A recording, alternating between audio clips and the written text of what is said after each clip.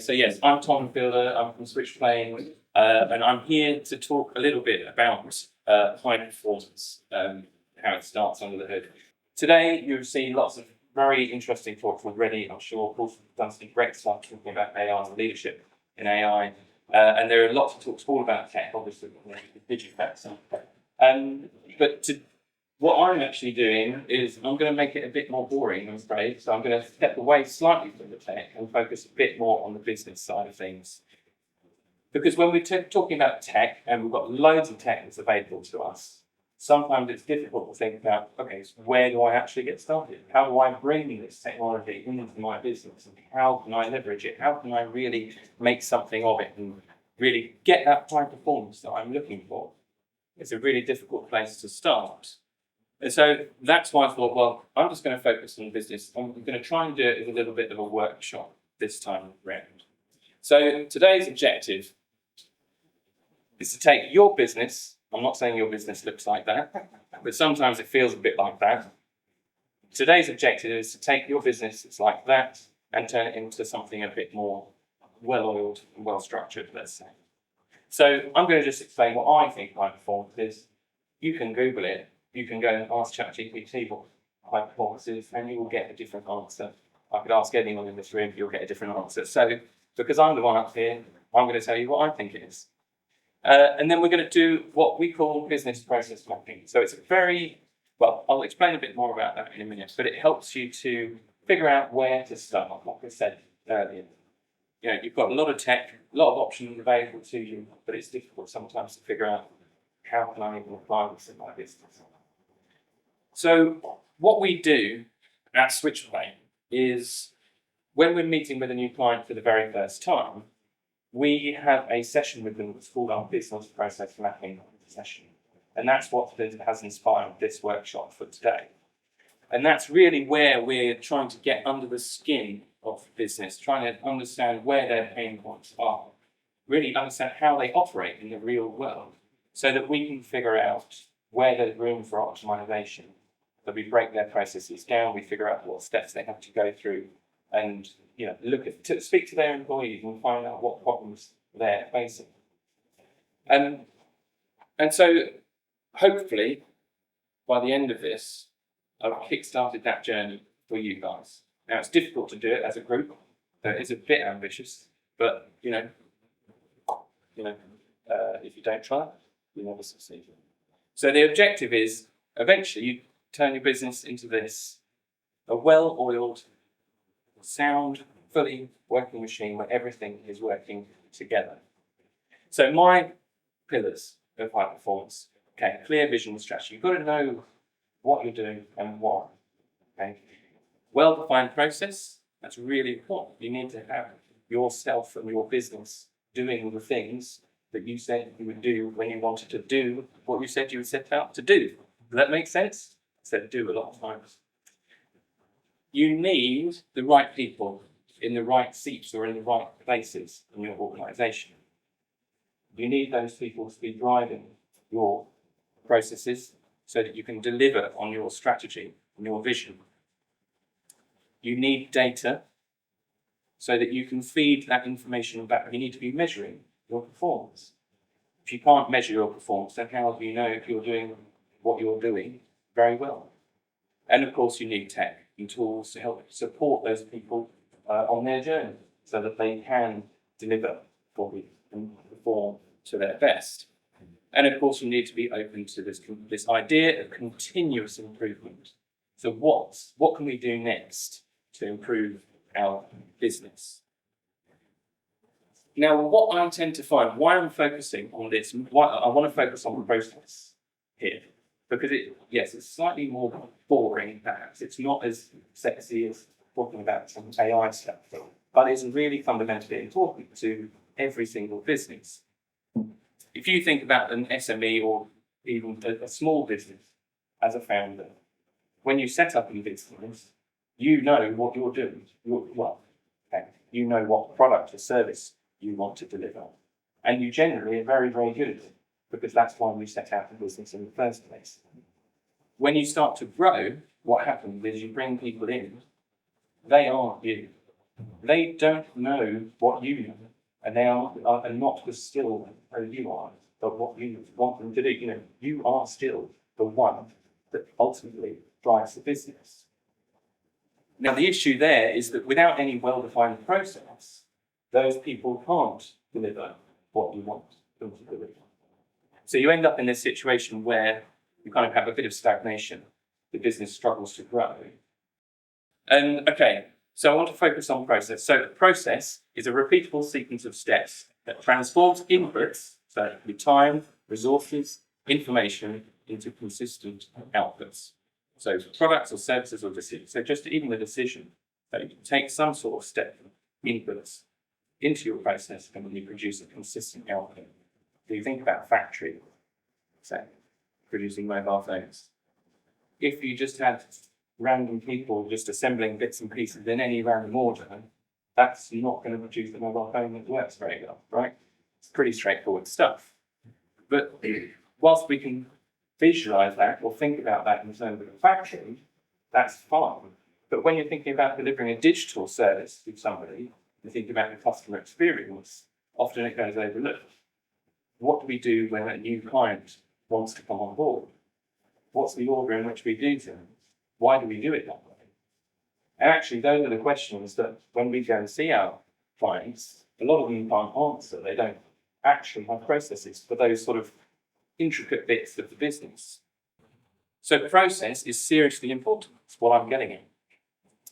You standardize the quality and you're reducing that sort of reliance on an individual making good decisions.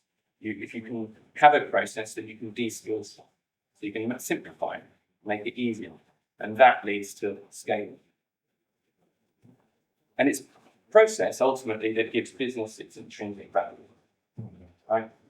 And what I mean by that is that if, again, you take that scenario where you're a founder or in a very small business, and all of the value ultimately in the business is in you, then if you're looking for a valuation, if you want to exit that business or you want to sell to employee ownership cost, right, and you need to prove the value of your business, then actually an onlooker might say, well, hold on, all of the value's in you. As soon as you go, the business is dead.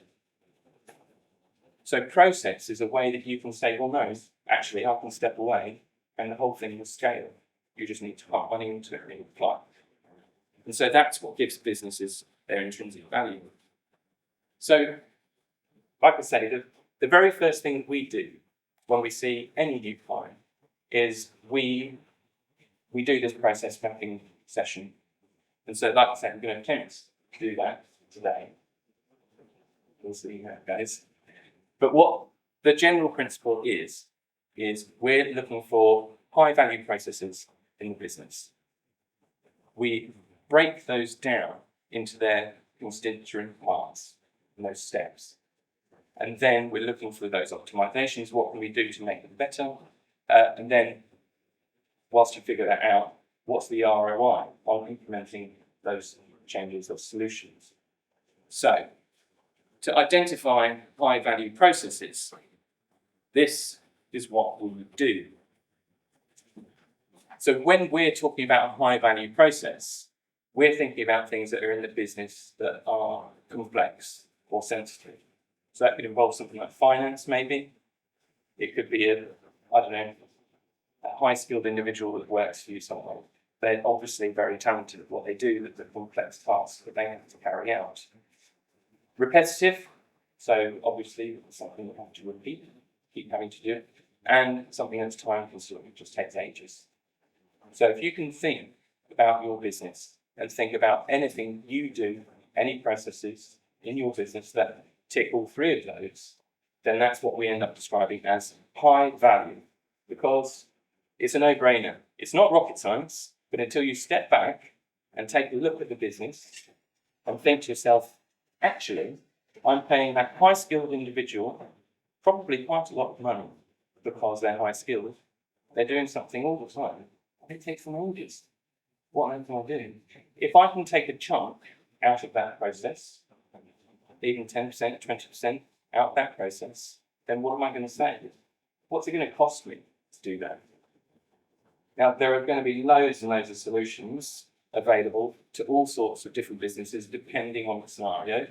Obviously, we work in tech, so our solutions often revolve around technology and apps that replace paper, all of that kind of stuff. But there are plenty of other options available depending on the size of the business. Now, it might just be, instead of using paper, let's have a digital spreadsheet, some Google Sheets, something like that. Very small changes can make big differences. So these are the questions you've got to ask yourself. So what seems to take ages? What are things that I can only trust to myself or another individual in the business? Or is there something in the business? So this is our process mapping. So right now, this is where you start writing stuff down, and it all goes fabulously. Okay, so what I want you to do is think for a minute about your business, or even your role if you don't know your business. What is it that you instinctively feel takes you far too long, or is really complicated and you wish it was just a bit easier? You don't have to have a solution just yet, but you can just think of something in your business, I'm sure. Or if there's pain in your business somewhere, it's really difficult to get money in from your clients because they never pay on time. That's a problem you've got to solve. Maybe you've got teams of people that are spending far too long in meetings. Or, I don't know, maybe your clients are screaming for different types of product, or they are chasing constantly for lead times and you can't provide them. So just spend a couple of minutes. You're welcome to talk to each other as well. Yeah, so I forgot to say that on the sheet, the idea is, you score your process out of 10 for complexity, repetitiveness, and time. These are just the categories that we use. If we feel like something else works for you, that's absolutely fine. It's just to get it down on paper, give you an idea. Don't stress too much. So now that you've got something written down, a process in your business that's causing you some sort of pain, the objective would be that you break that process down into its constituent parts.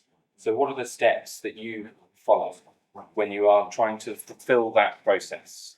And it's at this point where stuff gets very abstract. So obviously everyone's got different problems that they're trying to solve. So I'm trying to explain it in an abstract form, which is a bit tricky. But the idea is you take that process, break it down into steps. And the way that we do that when we're seeing a client is that we'll take post-it notes out and we'll literally write on a post-it note what the step is and we'll stick it on the board. The reason we do that is so that inevitably when someone says, oh, actually, we also do this bit, we can move the post-its around. Okay? So I encourage you to just, again, step away from your computers and stuff when you get back to the office to do this and try it out. So break the process into steps. Try and involve the people that are actually doing the job. It's very easy for you to think as a business owner that you know exactly what they're doing all the time. Guaranteed you don't. They will have workarounds in place for things. And ask why. Really dig why. Why do we even do this way? The number of businesses that I've seen where they have someone taking orders and they print out an order. Someone goes to the machine, takes the order, and then they have to sign it, and then they scan it. And then after they've scanned it, they email it, and then someone else prints it out. You wouldn't believe it. This is stuff that actually goes on in big businesses. And they really know what they're doing, supposedly, but yet you have this kind of disconnect with what's really going on. And you can see efficiency in every way. So take a step back, ask why, and try and get to that point of thinking, well, go for it.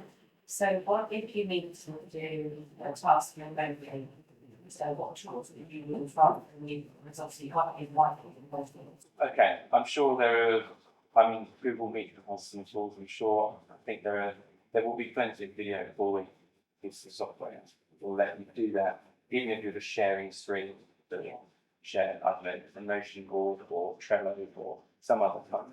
Yes, okay, so always try and dig into that why to figure out why do you actually do this thing in the way that they're describing. So the what I would encourage at that point, when you're thinking about those processes and you're thinking about those steps that people take, and thinking about, well, what could we do to improve this? One huge mistake that every company has probably made is they think, well, I'm going to just change this wholesale. I'm going to wipe this out and I'm going to replace it with this other thing. What ends up happening is you spend 2, 3, 4, 5, 6 months developing something, delivering it, and then everyone says, this is crap. It's not nowhere near good enough for what I need. And so they end up going back to the old way, and you've wasted all that time and money. The solution to that is to be lean, to think small. So think, what's the next smallest thing? Be incremental about your changes, because there'll be no pushback from your teams. They'll just see, oh, okay, it's a small change, I can get on board with that. That's absolutely fine. And if you make a misstep, get it wrong, doesn't matter. It's quite easy to unwind. So always try and think small. Once you've kind of got that idea of what you could do to fix a process, make it better, optimize it in some way, whether that's bringing in some sort of AI or just digitizing some paper, introducing an app, whatever it is. Once you've got that idea, you can estimate how much it's going to cost in terms of difficulty, like, money, time, energy, all of those things. Once you've kind of got that together, you can get a score. So on your sheets where you've written down the difficulty, say, the value of that process, if it's a very high value process, and then actually you figured there's a really quick, easy winner here, well, it's kind of no brainer. It's not rocket science. It is just about stepping back from the business and observing and looking and figuring this stuff out. And then, of course, you implement those. Inevitably, you come across problems or processes that are not quick wins or cannot be solved easily. That's just the nature of business and the nature of the world. So what you do is you tackle those high-value ones first. And this is what I'm talking about when I'm saying about figuring out where to start.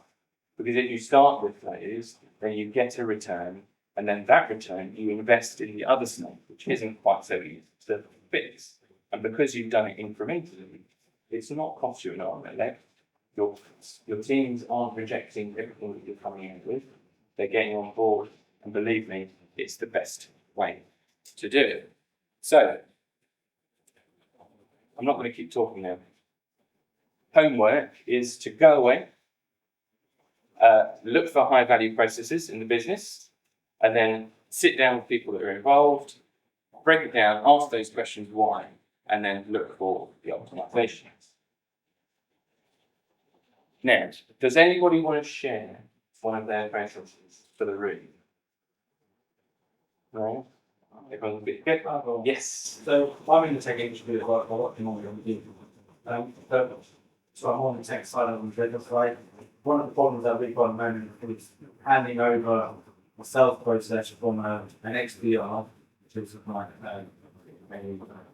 someone that initially speaks to a customer, and then handing that process over to an account executive, which will give you that one perfect deal. That's the one we're going to try down. Okay, so so complexity wise, what score do you give it? We've got say 8. Okay, this like there could be some nuances in terms of like if the paper the handover incorrect meeting goods. There was quite a lot of nuances in that. And presumably it's happening quite frequently, so it's competitive. And then time consuming, I guess it's repetitive and time consuming. They're going to be all the time. Yeah. It's long. okay, so I guess stepping back from that, presumably, it's not one salesperson, one person at the bank, and there's going to be plenty. So my advice there would be you start looking at each of those individuals, seeing how their handover is going. Right? And then from that data, the ones that perform better, you can start to look at that and say, well, why did they do better? And reverse engineering that into a process that we can apply to the others. I mean, and that's just one small change, really. If you just have an outline of what people are supposed to do, even just figuring out what data are going to gather with at that point in that relationship. So any others? Yes. So I think one of the things I've found, so my business is hotels and hospitalities, you know. And I think one of the things I look at when I'm taking a new partner on board is the amount of time it's going to take for travel. Because I think I was in the extra session, first session on AI this morning, which is very good. With clients, they actually want to have that physical presence. So you need to meet new clients. So I think, you know, the highest score I've got is actually the travel, which is taking up time. And it's just really assessing that time that takes.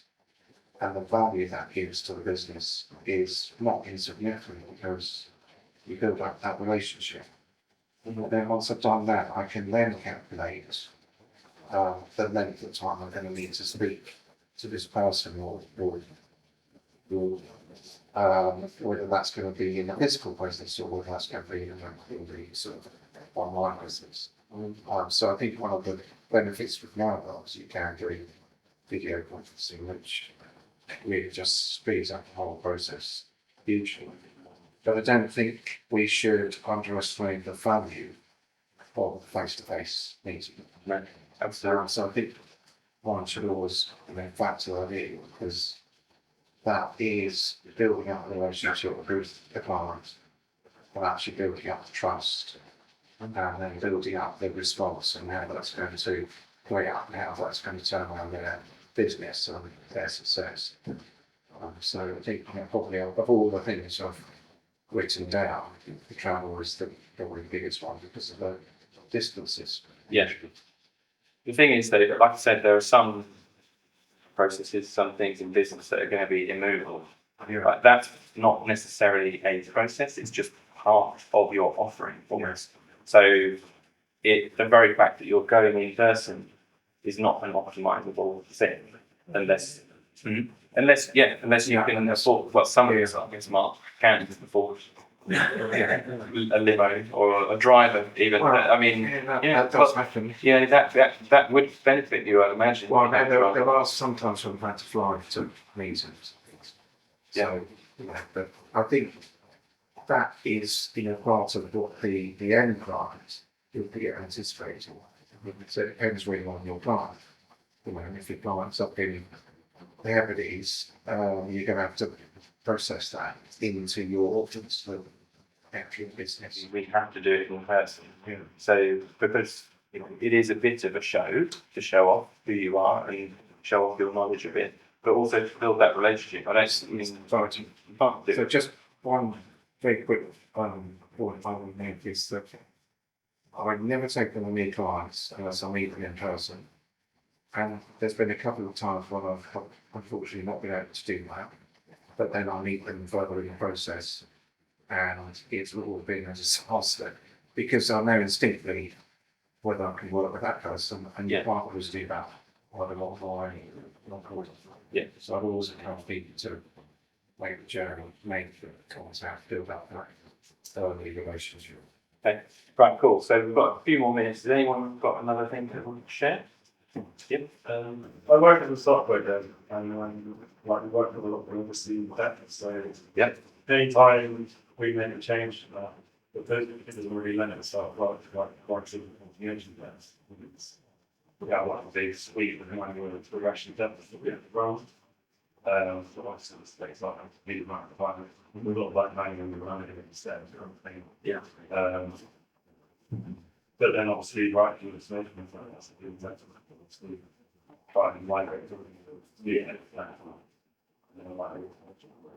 Yeah, that's a tough one. Because when you're dealing, we've been in business as a software company for 20 odd years. We have legacy code. We have monolith software repository code. The strategy that we followed is to break those repositories into just smaller chunks.